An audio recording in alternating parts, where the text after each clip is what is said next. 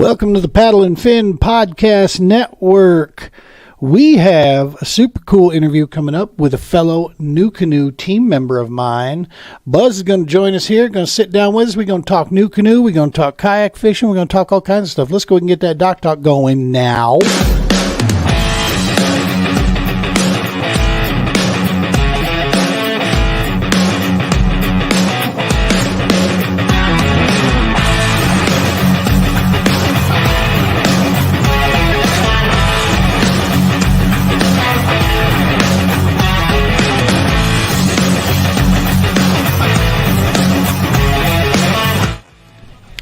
And a fine good evening to you folks. Welcome to the TPO Doc Talk Podcast. It's me, Gene, your host. We have got a cool interview lined up here tonight with a fellow New Canoe team member of ours, Buzz. He's going to stop in. We're going to talk with him. As a reminder, this show is pre-recorded. Again, everything you're seeing here is pre-recorded. If you're joining us on Facebook or YouTube and you're commenting, we can't thank you enough. We'll get back and we'll definitely take a look at those and make sure we can reply to those. If you have an urgent question you want to know, hit me up, DM me, okay? There's a reason why we're not replying right now, because what you're watching right now is pre-recorded. We're not actually live.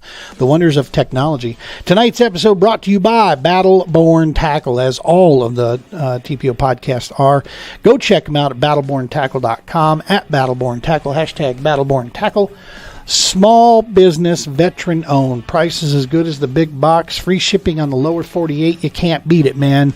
You're taking care of your wallet. You're taking care of your fishing addiction, and you're taking care of the karma bank, man. Supporting a small business that is veteran owned.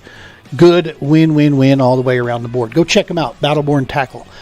You will be very happy that you did, and the more that we support them, the more their product line expands. So that's an awesome deal. You can be part of helping get that going. Speaking of that, make sure to smash that subscribe button for us on the TPO podcast at YouTube.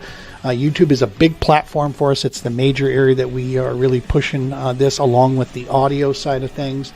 But the YouTube is an area that our subscriptions there would really help. So make sure to share that with your family and friends. More subscribes we get, the better that is. All right, folks, we're going to go ahead and get this thing fired up here and push you over here so you can sit down with us, and we'll get to know Buzz a little bit. So enjoy, grab a beverage. Here we go.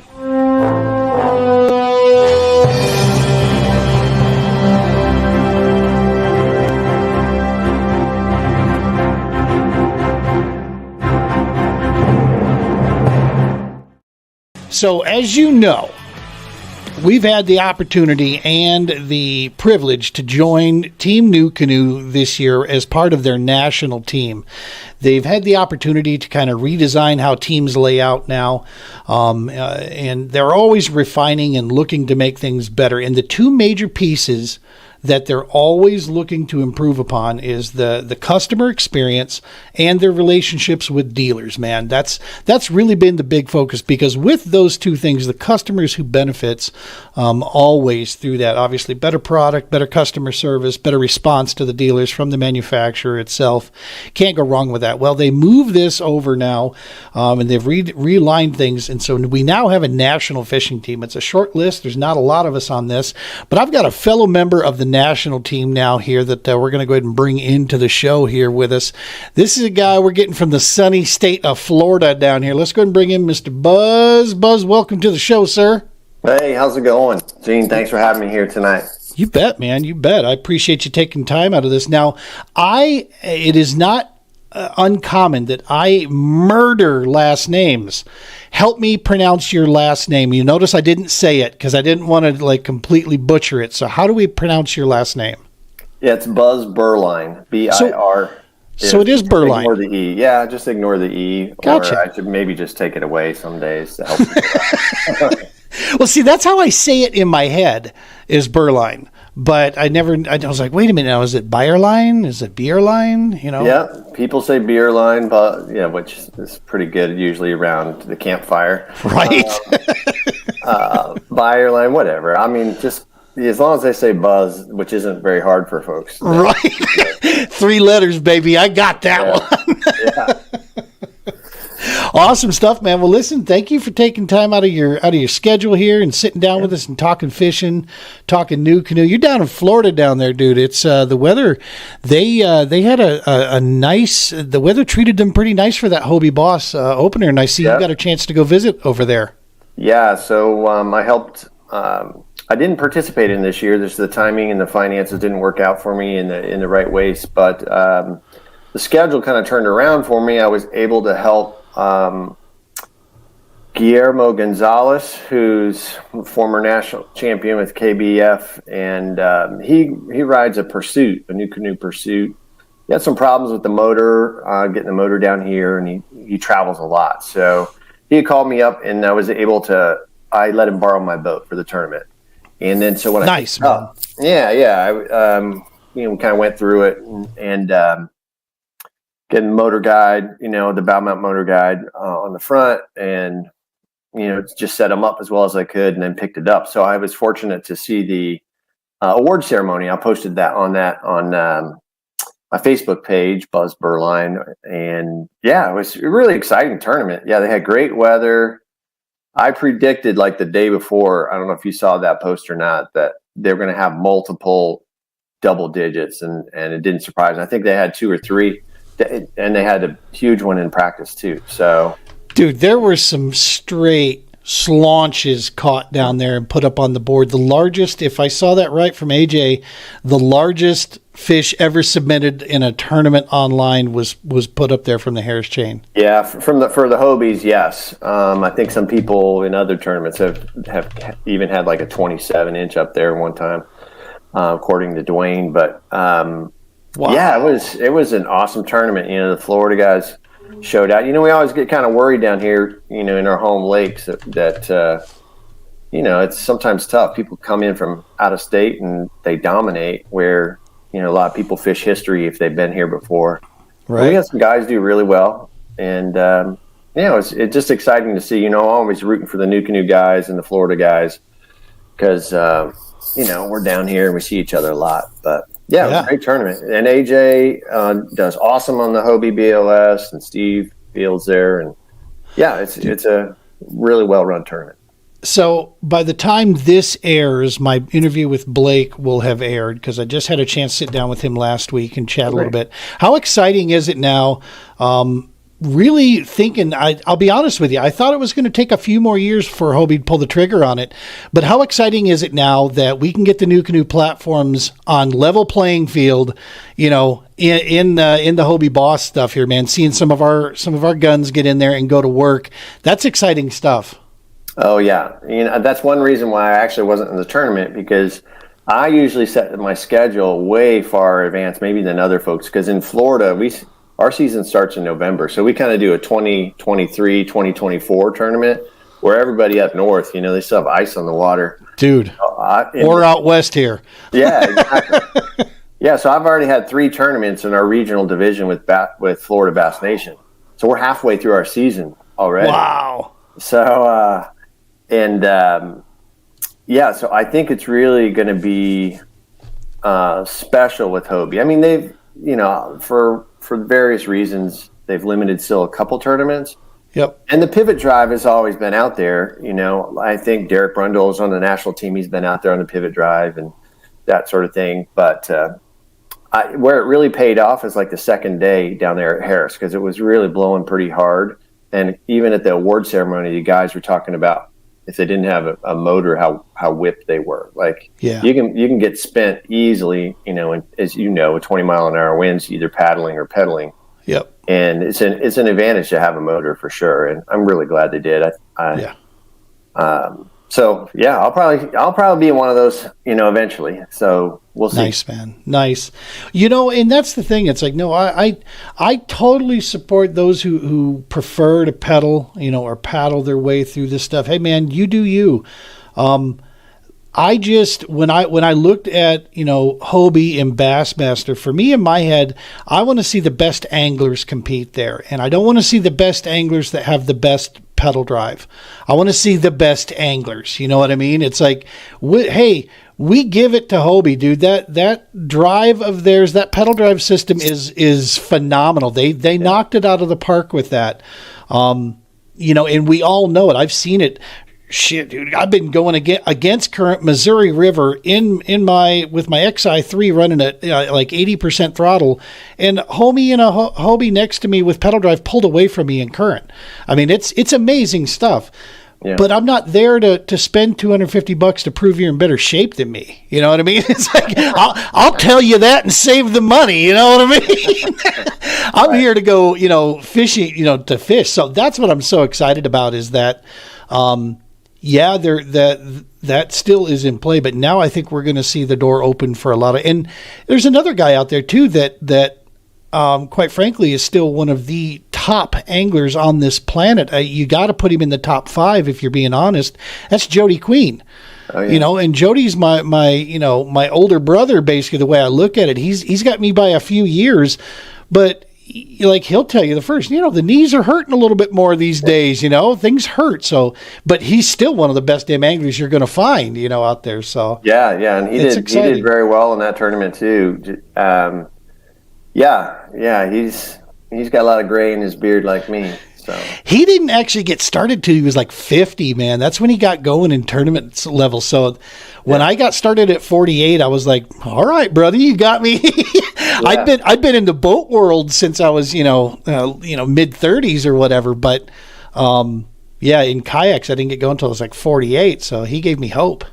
Yeah, for sure. I have a similar story. I wish I was as good as he is or has. No kidding. But I spent most of my career in the zoo field and really put all my energy into that effort. But I lived in Virginia for a little while for about 8 years, and we built a house on a lake. And then that's when I got addicted to kayak fishing because didn't have access to a ramp or anything. So that was it, and Casey Reed was, who's an outstanding angler. He was the tournament director of my first monthly, basically. Oh, that's nice. All right. And I talk to him every now and then about it, but it's just a small, this kayak community is a small world. Especially as you really get into it, if you get addicted like you and me, then you have a lot of close relationships with folks and businesses and that sort, and it's great. It's like a family. You see them, I see these guys once or twice a year, maybe, but it feels like they were my neighbors half the time. Well, and isn't it the maritime, I guess unwritten, rules of engagement, man. You hooking up G and getting him a boat so he could, compete down there, brother. That is top rank stuff. That's talk about making deposits in the good karma bank. You know what I mean? That's kind of, you just don't see that elsewhere, in my opinion, other than the kayak world, man. It's a special place. Yeah, I guess, part of it is me paying it forward. Brandon Hewlett, Brandon, if you're going to watch this, he's on the Southern Slayers, and he's here in Florida and Alabama, kind of that area. My first tournament I ever went to, I broke some stuff on my kayak, like right as I started off. He happened to be there, and he helped me out and, basically pulled some stuff out of his truck and made it so I could fish that day. And, I never forgot that. That was my first experience with tournament fishing. And I finished like second to last place or something like that. I don't really remember that part, but I remember how good of person he was. Yeah. And, I just try to pay that forward. Now, I wish G would have, he did great compared to, a lot of other people. I know to his standards, he always wants to be in the top 5 and push for the championship all the time. But I think that's what we do. I think you're right. I would do it for anyone, to be quite honest, assuming they're going to take care of my stuff. But sure. I doubt that G was going to do that, or most people too. So I don't have to get a bunch of calls saying, "Hey, can I borrow your stuff, Buzz?" Right. So when you're in Florida, folks, hit Buzz up. Yeah, for free. Just get a plane ticket down there. That's all you need. That's right. Yeah. That's awesome. When did you, so you clearly you chose a career dealing, with nature and stuff, but talk me through you gave us a short version there of how the kayaks came to be, but let's talk fishing, man. When did that get its literal hooks into you and lock you in on fishing itself? I grew up in central Illinois, and so it's cornfields and a few ponds. So their little Kennecott County Park had a bunch of ponds when I was a kid, and my mom and dad would take me out and we'd go bluegill fishing on Horseshoe Pond. These are just things you always remember, right? And I could have done. My dad, unfortunately, my father was an alcoholic, so he kind of looked at it as a good place to just enjoy a beer and sit back. And I'm sure he did the best that he could to help me fish, but he didn't really have skills. And my grandparents didn't. A lot of guys have put, their grandfather put a rod in their hand and taught them how to fish. I wasn't like that at all. And actually, I really loved going out to this spot because we would just catch 70 bluegill. We'd take them back, cook them up, and that sort of thing. But awesome. I didn't have anybody who knew really how to bass fish, and we didn't have a close lake. We didn't grow up on the water, and so I always loved it. That experience just got ingrained with me and stayed with me, especially as I continued my career outdoors. Because, I just want people to have, I want them to get the most out of life, especially the outdoors, because it's meant so much to me. So I've hiked the Appalachian Trail. I've spent, a lot of time internationally and nationally with wildlife and help people enjoy and appreciate wildlife and the outdoors. Nice. That was part of my career. Now I do that in the real estate industry too. I just help get people to help them solve a problem. They need to move for his job or whatever, or I'm helping them, build their dreams. Like they want to move to this area, they want to build this house, or with fishing, I've kind of become a waterfront specialist here. Nice. So yeah, all that being said is being outdoors has always been ingrained with me for my life, but fishing really didn't start till I was 2015, and that's when it was my first kayak. I got a Green Top in Richmond, Virginia, which is a Green Top Sporting Goods. But the outdoors seem to pull you there, right? Oh, yeah. There's something about it. Yep. Maybe not be able to put your finger on it, but there's something about it just kept pulling you closer to it. Yeah, and I think as kind of my career in the zoo field changed and transitioned, I saw it also as an opportunity to get more involved in the fishing industry. So nice. We moved back here to Gainesville, Florida. My wife's from Gainesville. I went to college here for my graduate degree, and I even taught at the local community college for about 14 years prior to chasing zoo jobs for a while.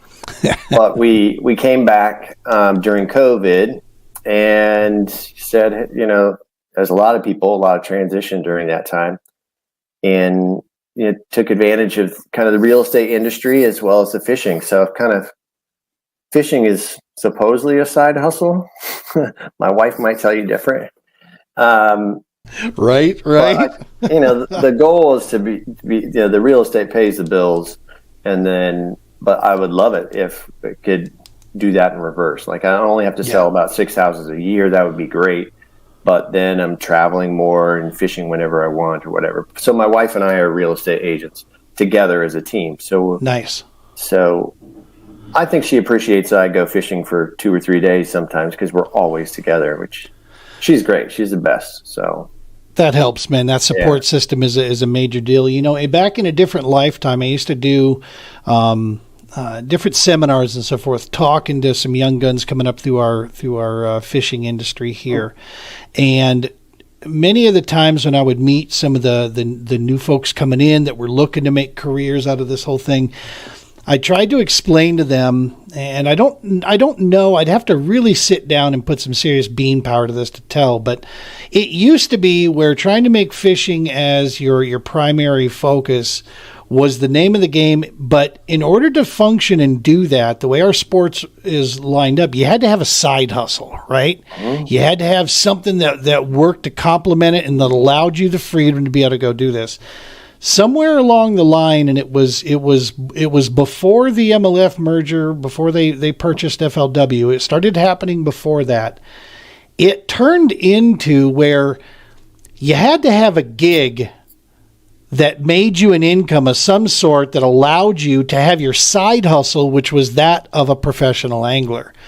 And I mean, people had their definitions of what is a professional angler. Is it somebody that their sole source of income comes from this? Mm-hmm. Or is it somebody who competes at the highest level that's available in the sport? I mean, it's argued both ways, but what you're doing in that statement you brought up, really strikes home. It's, you got to look at, which one can actually allow me to do this. The way I look at it, man, is if you're out there, you're having a, solid impact and you're able to go fish and do a couple national trails or fish through, a lot of the season piece there, shit, you're winning, man. Just keep on rocking, keep it rolling, and, do what you love, so to speak. Yeah, I mean, the real estate industry gives me the flexibility to make my own schedule. Now, I'm still working, 80 hours a week, so I don't have to work 40 sometimes, or I feel that way. Right. But it gives, especially working with my wife, Claudia. So if I'm not available, she's available. So our customers get, or if she's doing, she's working at the women's club or volunteering, doing her thing, with the community too, then I'm usually available. We make it. So it's great for our customers, and we're still able to have this. My wife's an interior designer too. So we have these side hustles, and the real estate, it's working for us. That's perfect, man. Last quarter really wasn't working that much because of the interest rates, but, it's gotten a lot better since even after Christmas. So right. We're grinding it out there. Yeah, we're watching those interest rates pretty close ourselves over here because it's we'd so like if you're moving to Florida. Call Buzz and Claudia. That's right. Hey, man, I am doing everything I can to sell the wife on getting out of the snowy weather for January, February, and March. Just someplace we can jet to where I can fish my tail off through January. I got to be honest. I just feel so behind the eight ball. Mm-hmm. Fishing against these other cats on the national scene when I got to shut things down because my stupid state likes to close off water and not even let us on it, for 3-4 months out of the year. I'm like, where's my 3-4 month discount on my license and stuff? Yeah. Oh, yeah. But yeah, so, and of course, I'm just, the older I get, brother, I'm just sick of snow, dog. I just, yeah, my last job was in Toledo, Ohio, and it was terrible. My wife's from Florida. The weather, don't get me wrong, we met some awesome people there, some really good. And just like any job, you meet some great people and you meet some terrible people, and there were some terrible people there too. But at the end of the day, we would go, it's kind of like how I see it's Seattle with snow to me. Like, it's gray for 5 months. Like, it's unbelievable how gray it is there with the lake effect snow. And yes, we were happy to move back. We really were. I mean, it ended up working great for us. Great things have happened to us here in Gainesville. Just caught my PB this past year. All right. Here, in Florida, and I might not ever get a fish bigger, but I tell you what, here in North Central and Central Florida, you never know. Like, you could go out and you could blow your PB twice in the same month. So that's amazing. How is it during hurricane season? I mean, when things start going there, I mean, when you're in the central area though, so you don't really have the tidal flood stuff to worry about, do you? Correct. North Central Florida is where I live. So that's the advantage of living in Gainesville is most people from the coast come to Gainesville, to try to get out of the major part of the storm. So we'll get tropical storm winds, 80-mile-per-hour winds, I think is the strongest that I've ever been in. So we'll lose trees, power, and all that. But we don't have the flood stage sort of stuff where our house is going to be wiped clean. So you can replace windows and stuff, right? It's just when your whole foundation gets submerged, it gets tricky. Yeah, so it's not to say we haven't had damage and problems here, but it's one reason I like Gainesville. And it's a college town. I went to University of Florida for one of my graduate degrees, and so it's always kind of a hip. There's always something happening, whether it's a sporting event or whether arts or culture. Yeah, so we kind of like it. And Claudia's from here, so we have a good support system. We should chat, man. We should see what's down there. It might help me with my pleading my case to the missus, Yeah. I'll just keep sending you pictures of double-digit fish, man. Yeah. Oh, you got me sold already, man. Good. I'm in. Florida strain, I'm in. Yeah, let's go ahead. So let's talk about we have our common denominator, of course. What brought me to find out who you are, and likewise, is New Canoe. Amazing company owned by some outstanding people, awesome products. But what was it about New Canoe? What's your story about what brought you to the team there, and a desire to kind of go further with it? Yeah, so in 2015, like I said, I got my first kayak was a New Canoe, it was a Frontier 12 when I was in Richmond, Virginia. And what sold me on it at the time when they were doing advertising, they had, I don't know if it was a friend of Blake's or their kids or something. They were doing backflips in the Frontier 12 or cartwheels or something like that on some of their advertising. And being in central Illinois, I hadn't been out on the water much. So right. I was like, I want some stability in this thing. And it was really, for me, it was like the first fishing kayak that I thought, well, I like to, I think I might like to stand to fish and that sort of thing. And when I got on this little lake that I was on, it's like an 80-acre lake surrounded by like 30 homes. Everyone was like, what is that? It's not a boat. What is, they were, at the time, 2015, it was still a little bit of a novelty for a lot of folks. Yeah. And I, part of what I do with even my guide business, and, I try to support companies that work in, they build products in the United States. Now, I can't support every company because like reels, there's nobody that really makes reels. I mean, there probably is, but I probably wouldn't be able to afford them in the United States. So, that's why I'm with St. Croix as well, St. Croix rods. So that aspect of supporting, U.S. branded goods or U.S. made goods, supporting small companies, local companies. If I can, I'll do that. Birds of a feather, man. That's been a big part of ours as well, is making sure we find utilizing, just like you said it best. If we can afford, if our budget allows, and if we can rearrange some things, then we are going to continue to try to use exclusively just, American made. It's not on everything, but as close as we can effectively get there, we try to. That's awesome stuff. And I'm not gonna support terribly made products because they're in the United States, because they're made in the United States. So they need to be good products that I support. Like people ask me, would you support this company or that company if they asked you? And I've had companies ask me, will you go on your YouTube page or your Instagram or whatever, and you hype my product? And I said, well, look, I'm going to use it for 30 days or 60 days. And if I don't really like it, I'm going to tell you why I like it, but I'm not going to advertise. I don't go on and say, oh, this is a terrible product, but because I don't think that's good for the company that, wanted to support me. But I'm not going to just say, hey, I've been with Shelter hats for almost 4 years.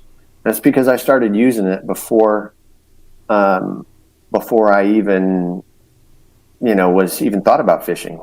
Sure. I have that hairline that everybody needs to cover from the sun. And I'm still good. I still got some, right? But so I guess that's kind of my philosophy of why I got hooked up with New Canoe. And then I just, I wasn't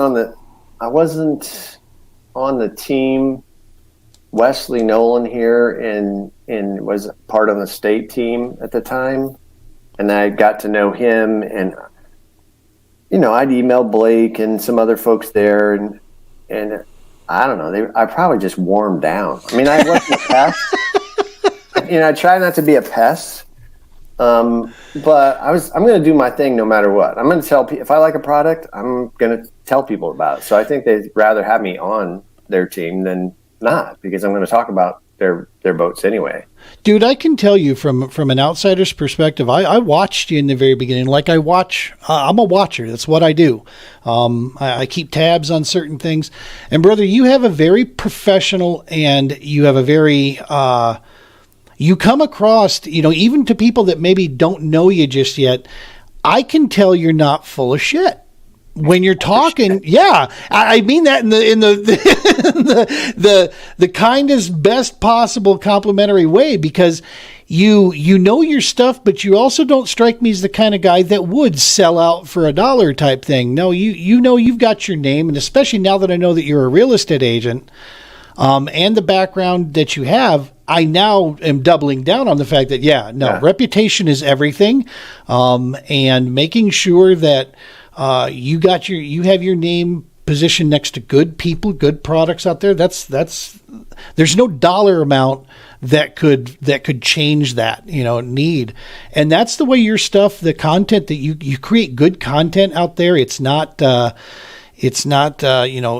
clickbait junk. Right. It's informative and it highlights things properly. So it was no surprise to me when I saw that you were picked up, and put on the team like that. It's like, yeah, that's solid. We need him down there in Florida, repping us up like that for sure. Yeah, I mean, I've learned a lot doing this social media thing. I wish I could, I continue to try to do more as I figure this out. I think my first video was so bad. It was like at Christmas time, just talking about Missile Bates, I don't know, the Crawfather or something like that. It was just terrible. Dude, my advice would be just to do it. I looked at my first interview that I did 3 years ago, and I'm like, what the hell was I thinking? Yeah. Oh, my gracious. Yeah, man, I'm surprised that we made it this long here, but you're right. Just pull the trigger. Yeah. Content is more important than the quality right now, so just get on it, get doing, and the rest will come together for you. Yeah, and it's also how I built relationships, because you can just ask questions. And, some of my best videos have been kind of what I do in real estate. And even, as I started guiding a little bit, was I'm either solving a problem, like when I talk about the motor guide remote, that's like one of my best videos, or helping people put kayak stickers, making them stick on their kayak. Yeah. Those are a couple. But some of my best ones or one of my worst ones are when I'm catching great fish, just another guy, catching another fish, so I suppose I could clickbait all that and maybe get some more followers or whatever. But I'm going to help somebody solve a problem, or I'm going to help them fulfill a dream. So if you come down to Florida and you go fishing with me, we're going to do our best to put you on fish, or maybe some big fish, or a special fish like the Suwannee bass or something. Or you just go online and I have an upcoming video that's coming up where I do something with the little bait protectors, or I do something a little different with those. I don't think anybody else is doing. I was like, maybe I should just tell somebody about that. So if it helps somebody else, that's fine. If not, it might be the funniest video anybody's ever seen. You mean the ones that are hooked to your fishing pole? Like putting protection. So your trebles don't get hooked in everything. Do you want to know one of the tricks? And hopefully I don't spoil anything for you, but this is something I used to do when I had like 30 rods in my bass boat. Water bottle. Oh, really? Take a water bottle, split it, just put one cut all the way down, and it's almost like it was built for it. The way it goes over your rod, you snap it over, protects the crankbait. Yeah, I mean, it makes a hell of a racket when it's in the locker. But, man, in a hurry, I always had water bottles, right? I was burning through them. So it's like I had this rod locker full of them, and I'm like, God, there's got to be something else I could do with that. And, yeah, sure as heck, a real good fillet knife, cut through that thing completely. Cool. And, yeah, it fits I hadn't thought of that. See, that's the thing. It's like, okay, and I probably won't use that. But that's not because it's not a good idea. It's just not a good fit for me. So for mine, I actually have a totally different use for this that has nothing to do with treble hooks, believe it or not.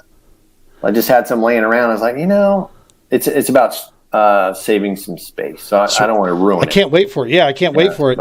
Dude, you sat in my garage with me. You don't know you did, but you did. You sat in my garage with me when we were applying some decals to the yak. Oh, great. I had no problem on a fiberglass hull. That's easy peasy. But I wasn't curious, and I didn't want to take, really sandpaper to my hull, right. And ruin my finish type things. So, I followed right along there with Uncle Buzz, walked me through this. And Now I think I'm going to have a hard time getting them off of there now when I'm cleaning them down this year.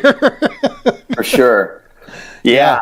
And you got to be careful too, because you can't say this is the only way to do it. Like, don't say that. Right.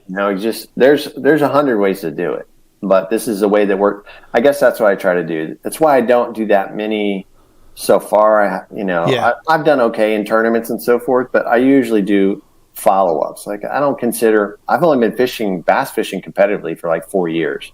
Yep. So I don't feel genuinely comfortable enough to just say, hey, go use this crankbait on a wall at Chickamauga or something like that, because I really haven't fished it. But if I've had some success, then you'll see a video come out and just says, here's what worked for me. Yeah. And nobody can say that's bad or good, because it's my own experience.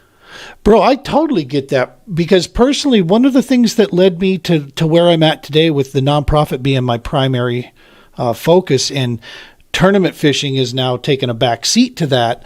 One of the things that led me there was the initial realization that I don't want to be another angler out there going, hey, buy my fishing rod, buy my tackle, because everybody was doing it. You know what I mean? It's like, no, I'm not interested in that there. And there is a huge difference. You had said something earlier, and I wanted to point this out. There's a massive difference between selling something and promoting it. Yeah. The promotions is where I find myself. When I believe in something, I'll explain to you why I believe in them. But at any rate, what I decided to do, and I told that I am associated with what you're saying here, is that I started representing organizations. I have no problem doing this here. When I roll these companies at the bottom, these are the organizations that I do business with. And All Terrain Tackle makes fantastic jigs that I love. But I also know there are a lot of companies out there that make a ton of jigs that are good quality products that other people love. And maybe the all-terrain jig isn't for you. Maybe doesn't suit your style. But what I will tell you is this: I don't know as many companies out there that are more built with just solid, good people throughout them than Blackfish, All Terrain, New Canoe, Amped Outdoors. These organizations have said, hey man, we want to help you on your mission. They've gotten behind us on what we're doing. And they have products that I trust and use every day when I'm out there on the trail. But it just so happens that they're owned by really amazing, awesome people. So whether I'm working with them this year or not won't matter. The fact remains, those are great companies, great people. We love them to death, and that's where we decided to start changing our focus. And I always tell people that when I prospectively start working for them, that I'm going to promote your company more than your product. I need you to know that. Yeah. But when something works, like you said, I'll explain to them how I used your product to get something done. Right. So yeah, I feel you on that in a big way, Buzz. Yeah, I think you have to be careful how many companies you take on. In some ways, because you want to provide value to every one of them, right? And some people have greater demands. I have contracts, that I need to do.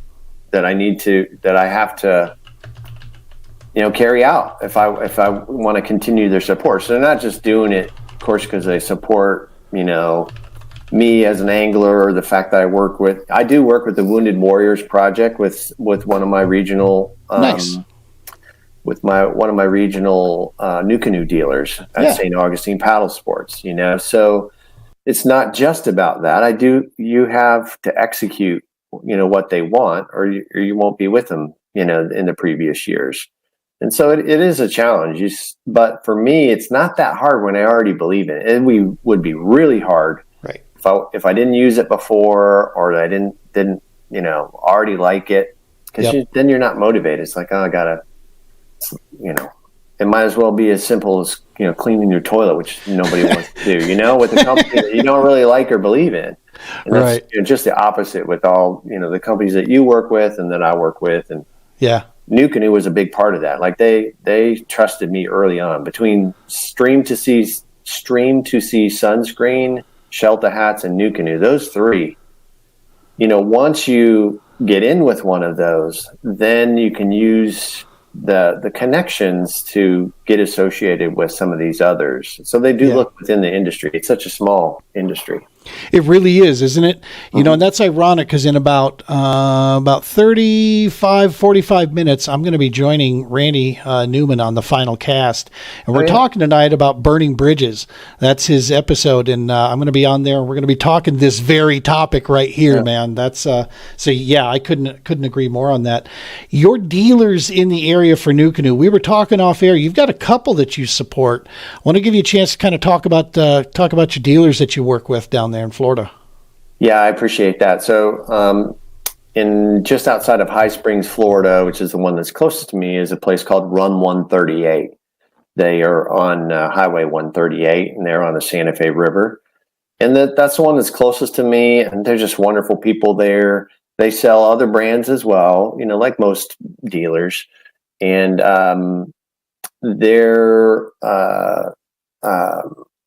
they do a lot of paddles up and down the river. They don't do quite as much fishing as St. Augustine Paddle Sports, which is northeast of me. I don't get up there as often. We have another NuCanoe team member who lives a little bit closer, but we work together to help support them. And then who has really been, I would say, dominating North Central Florida's beach basement kayaks. And they probably have at any one time 50 kayaks in their place, and super awesome people there.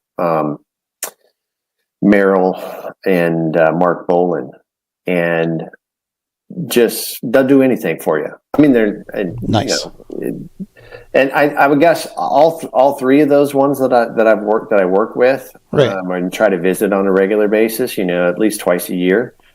Is they all would do anything for you. They really would. Like, that's, I think, the best part to me was working with the dealers is they'll call me up and say, hey, look, I know we're close to the river, but I can't take this person out. They want to see NuCanoe. Can you bring one of your boats out? And I'm happy to do it because I'm going out anyway. Right. So another chance to fish. That's right. It's another chance to fish, show people the kayak. And ultimately, when you have these partnerships, it is about sales. I think people forget that. They just want to get on a team, or what my friend calls a lot of these guys who you see them switching teams all the time.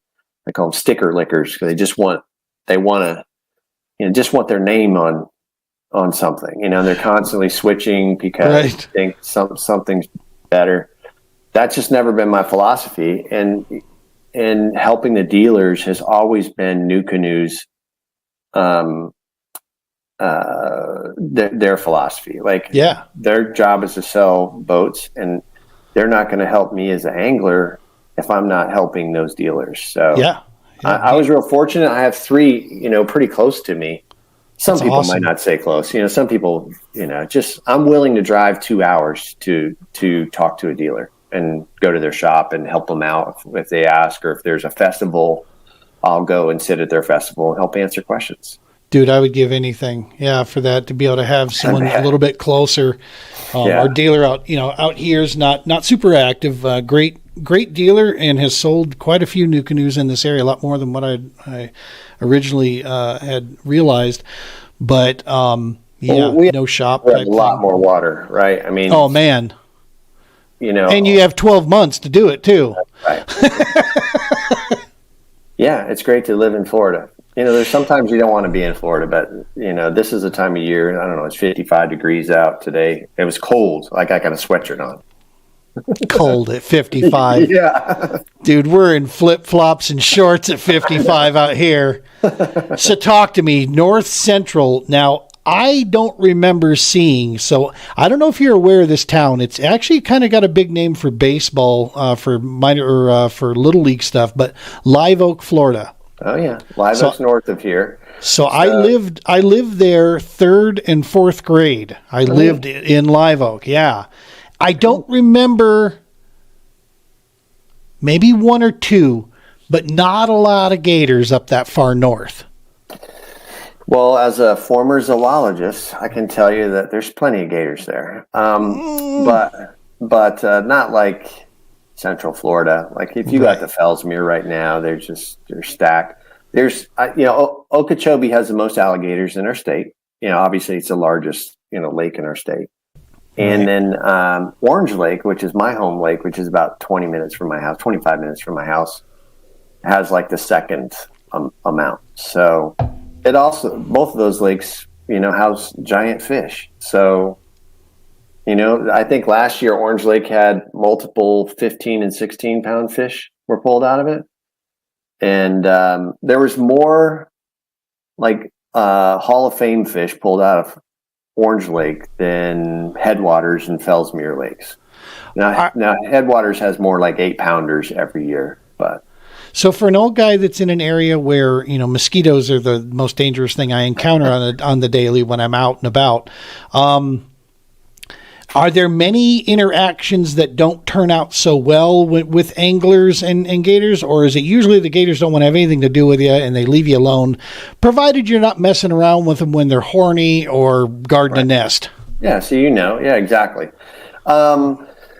I've watched some Discovery Channel, Buzz. I'm close to being where you're at. Well, you lived in Live Oak, so somebody told you, something. Yeah. Oh yeah. Yeah. So the most dangerous interactions are when people are feeding them, right? Or they're getting the alligators used to other folks, or every year you read about somebody's dog disappearing because they off their leash, or they had the video of the guy rescuing his dog and from a smaller alligator. So yes, they do occur, but it's usually brought on by some human interaction, not just out of the blue. Now, that being said, I think one of the things that really deters alligators from being more curious about humans is the hunting season here. And I'm not a huge hunter or anything like that, but in Fellsmere, for example, they don't hunt that I know of at Headwaters. And this is the first year we actually had 2 kayak anglers have incidents this year that it's really kind of unheard of outside of this. But it's also a place where they don't hunt them that much. Mm-hmm. And it was also, one was a guy had his paddle bit as he was paddling. He wasn't like hitting the alligator over the head with it. He was just he probably went over it and he came up and just bit it. And another one actually bumped his boat and knocked him out of it. And so that was the first. And I've lived in Florida. So let me just say, I don't want to scare people, but I've lived in Florida for most of my adult life. I'm 54 now, and it just happens to be that they both happened this year. But prior to at least 30 of my years, I lived in Florida and never heard of anything like that. So you hear about their dogs and that sort of thing, but yeah. So don't feed alligators marshmallows, and don't hang. If you see, like I saw a crocodile on Snooktopia's webpage recently hanging down in South Florida, right by the boat ramp, and I'm like, how does that get there? Like, the only way it got there is because people are feeding them. Yep. And crocodiles, no way. You wouldn't even see me close to that thing compared to alligators. Alligators, they're pretty chill compared to a crocodile. But, and we don't have any crocodiles up here yet. Yet, you say, need another hurricane or two to disperse, a few things. And we did have flamingos this year. Gracious! In North Central Florida after one of the big storms after the hurricane. Yep. So. It's like a big blender, man. It mixes all kinds of stuff up. Yeah, for sure. Yeah. I'm actually be more worried about the Burmese pythons right now. If you ask me, if I was standing on the bank, would I be more worried about an alligator or Burmese python? Probably a Burmese python. No kidding. You don't see the Burmese python. The alligator you probably see pretty quick, but and those are moving north. So we get some freezes in Gainesville, so I don't think we're going to have them this far, but I bet we'll see them in Tampa. Wow. In the next 15 years, probably. Well, and it's part of the deal, right? I mean, when we go out, when you're in Mother Nature, you need to understand that you're in their home, right? And respect it as such. Be smart. Don't be stupid. That's right. There is, it's the same thing. Wear the PFD. going out and being free and enjoying Mother Nature doesn't mean being dumb, right? That's so, right. I'm a firm believer in that. Follow some rules, follow some basics, and you go swimming in the ocean, you're not top of the food chain. You know? People ask me all the time, should I take my gun out onto the water? No, you shouldn't. You're more likely to shoot yourself in the foot, than you are, or put a hole in your kayak and sink your kayak, whatever. Then, no, I don't know. I'm sure anyone could argue that with me. I'm a great, shot. I wouldn't, I wouldn't shoot myself or anyone else. But when's the last time you checked that by being chased by a gator? When you got the adrenaline of, something like that going. Yeah, if you ask me how many accidents happen with alligators versus how many accidents happen with your sidearm, I can, but some people don't want to talk facts. So. Right. Yeah, no, that's, I went down to Felsenthal Refuge and I stopped by. I needed something because I knew we were going to run into them there. The potential was there. And so, Walmart, man, $16 had me a machete, and it just stayed right in the deal. I'm like, hey, if you get me, you're going to have one hell of a headache. I'll tell you that right now. You're not going to feel like eating me by the time I get done with you. Yeah. No, you're more likely to have a problem at the boat ramp with somebody. Yeah. It's like, get your kayak out of my way of my boat. Like, right. That's how I get started, No kidding. Well, listen, man, that's super cool. This is you're an interesting dude, man, and you conduct yourself, fantastic out there. You got a guide service. You've got, of course, the real estate agency. You're involved with, with New Canoe and several dealers out there. You keep yourself busy. You're an avid outdoorsman, man. And if anybody, on Facebook, go give Buzz a follow out there, and you will see the pictures, the content he puts up. It's awesome stuff. Great. And yeah, man, we sincerely appreciate you stopping by here and chatting with us and talking fishing, talking New Canoe. Before, obviously, let's throw a little more New Canoe love. What is your boat? What do you run for New Canoe? Yeah, for tournaments and most of the time, I am running the Unlimited with the bow mount motor guide, and I use a power pole on it. Nice. And for this upcoming year, I'll probably still be an Unlimited. I know some of you already saw in February coming out with the U10. I'm definitely going to be checking that out. I think that will probably replace my Flint, which is I also have to go up and down the river. Kind of like what we were talking about this before is I'll let my guests take the more stable boat. Yep. And I'll be in the Flint where I feel more, it's narrower, it's faster, it's nimbler, so I can move around them and help them a little bit easier than with the Unlimited. Blake and Brian are pretty stoked about this U10 and its stability, man. It's very wide. It's a thick bottom, boat, basically the way it's coming out. Just the way we like them, type. It's built for comforts. The cool thing from my understanding is all the Unlimited accessories already bolt right up to it, man. So the only thing you're going to be probably needing to get a little different, like in my case, I have the foot steering for my EPS drive. Yeah. And so I'd need to get a different cable there. And then, of course, when I do run the bow mount up there, it's not a big deal. I just have to run some, I use the motor to steer. I use the rudder kit on the back to keep from tail sway. But, that's probably what I'm going to do next year. So I have a power pole on the back of mine. I'm going to use the one objective plate, and I'll probably have a rudder, power pole, bow mount up front for most of the tournaments. And then if I'm in the river, I'll probably use the EPS system so that it kicks up and I don't, fall out of the boat with the motor guide or something, hitting a rock or something. I noticed that one objective has that dual one that kicks off the two side there. And man, I've been meaning to look at and pull the trigger on a Power Pole Mini myself. I was with Power Pole for a lot of years when I was in the boat. And then when I left the boat world, I wanted to swap over, but I didn't even realize at the time they had Power Poles for kayaks.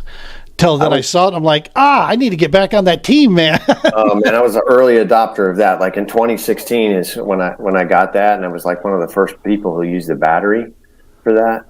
It's totally changed the way I fish at that particular time. It is still one of the best. And I'm not on their team or anything like that. So this is just no bull. I try to be genuine as I can. Their customer experience is probably the best in all the industry. If there's a company that I would like to be involved with, that I felt like I could provide a lot of value to, that would be JL Marine is one of those. They're just awesome. They've got that reputation, man. That was when I was first making the swap. I came from Triton over to Nitro as a boat owner, and I had the opportunity to speak with Edwin Evers. And I asked him I was like, off the record, between you, me, and the fence post, Talons, Powerboat, which way? And he goes, I don't have any experience with the Talons to be able to give you an honest opinion on that. He goes, but what I'm going to tell you right now is you won't find a finer group of human beings than JL Marine. He said, those guys will take care of you as if you were doing the job I'm doing.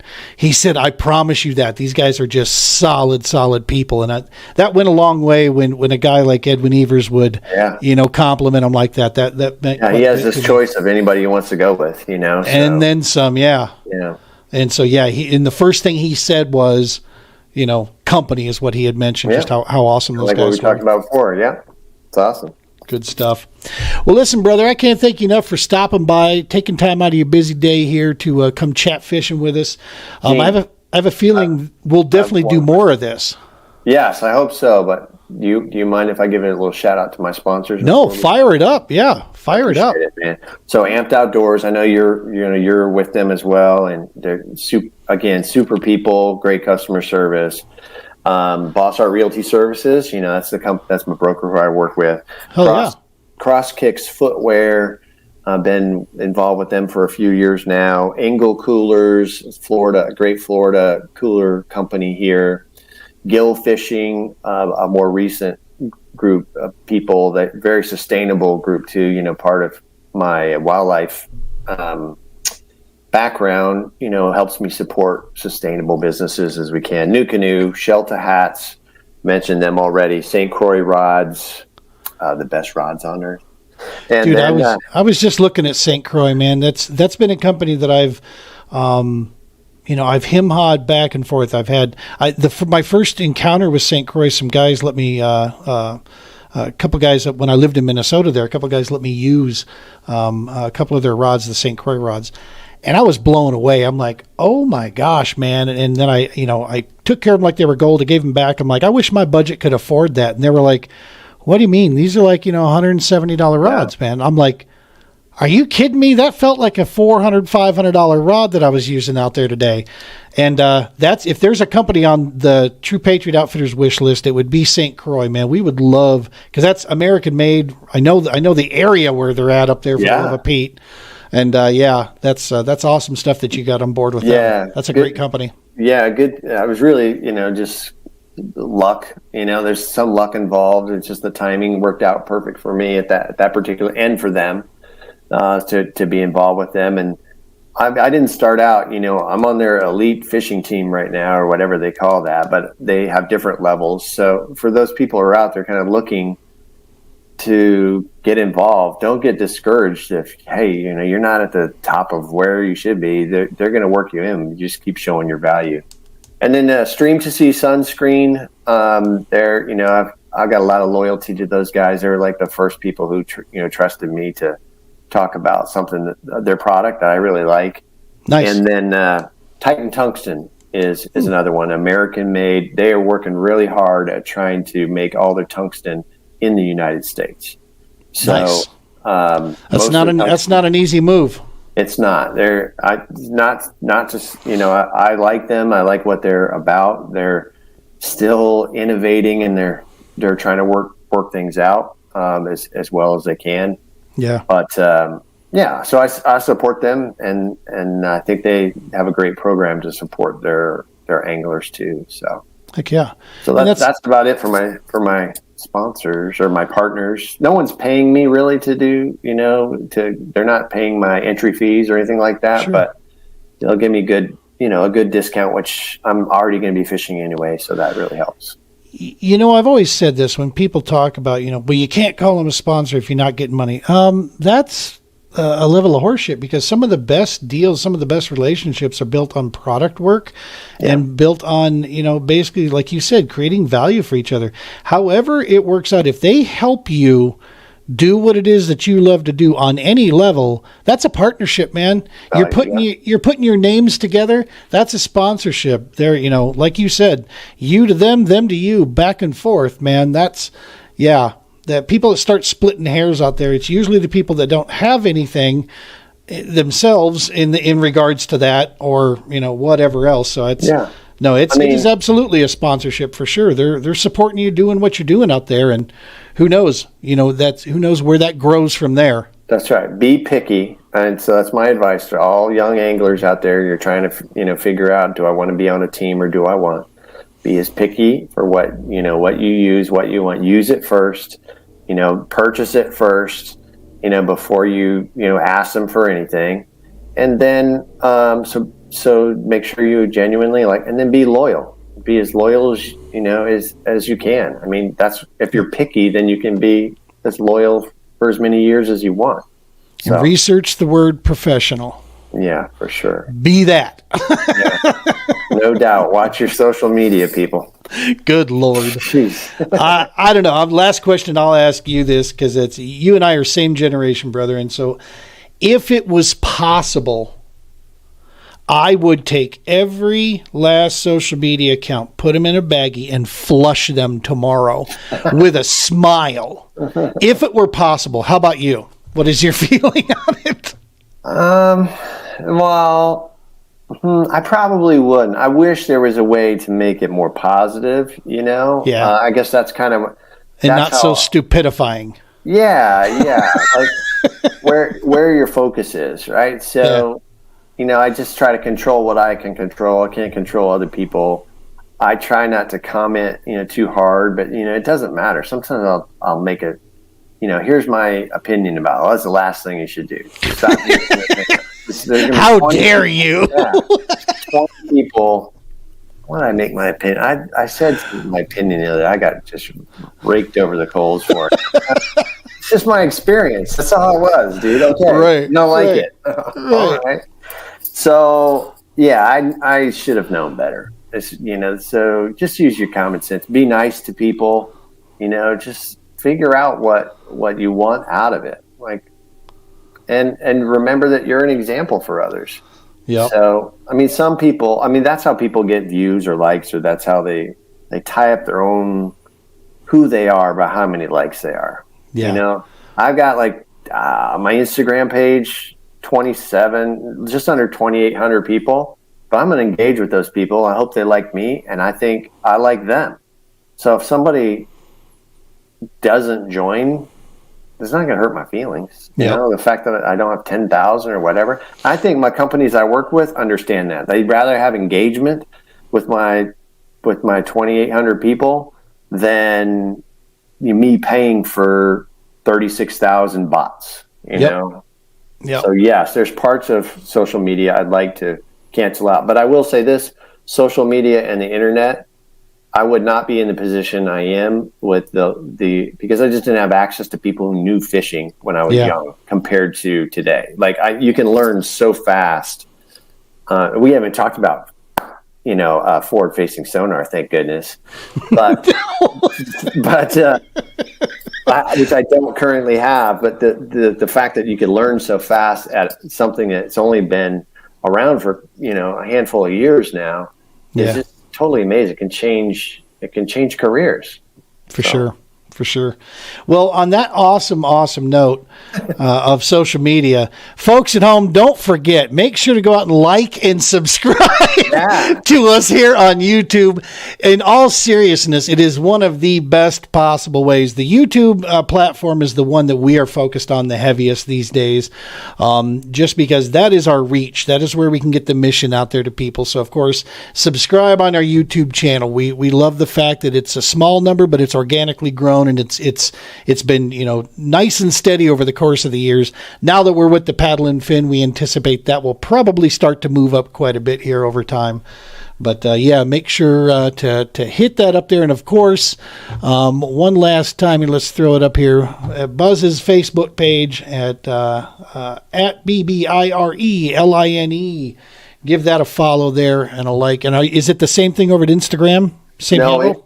Instagram, it's Beeline Fishing, BEELINE Fishing. Perfect. And awesome. Do some good out there. You guys, I appreciate the Paddle and Fin, Doc Talk. You guys are all doing great things, bringing value to a lot of people. So I'm proud to be on this program. And, we'll be talking it up, and I'd love to come back. So I was going to say, I have a feeling that we'll be doing this more often. We will come back and we'll talk some fishing, man. We'll get into stuff like forward facing, the fact that I just sold mine. I used it for 2 seasons. It's just not me, man. Yeah. I'm not that guy. I can't stare at it. It's like, bah, no, I want to see something and go. So, right. But yeah, we'll talk some of that stuff. We'll talk, Florida strain. We're starting to see them, starting to move around the country quite a bit. Yeah. I think you'd be a great guy to talk with about that for sure. So love to, happy to help. Awesome stuff. Folks, remember, we can't do this stuff without you. We appreciate you. We love you, the support, the TPO mission, of course, Paddle and Fin Podcast Network. Make sure to smash all those likes and subscribes. As always, folks, tight lines and be safe. We hope you enjoyed the interview there, folks. That was it was really cool to sit there and kind of get to know him and kind of see Buzz, his perspective down in the Florida waters, and just kind of hear about the kayak fishing down there. A little bit of jealous, but at the same time, there's a lot of benefits being in the Midwest, man, and we're good with that. But nevertheless, man, New Canoe, we got some great team members out there for sure. There's no doubt about it. We're proud to be a part of that whole big family. This episode pre-recorded. Remember that, folks. This episode. There's a reason why I'm not replying or showing your comments right now. It's because this is pre-recorded, and that would explain that. So with everything being this close, man, just wanted to go ahead and throw out there a reminder. The All-American Kayak Series is about to fire off at Lake of the Ozarks. All right, it's about to get kicked off here. You don't want to miss this thing, man. The All-American Kayak Series this season is going to be fire. Check this out real quick.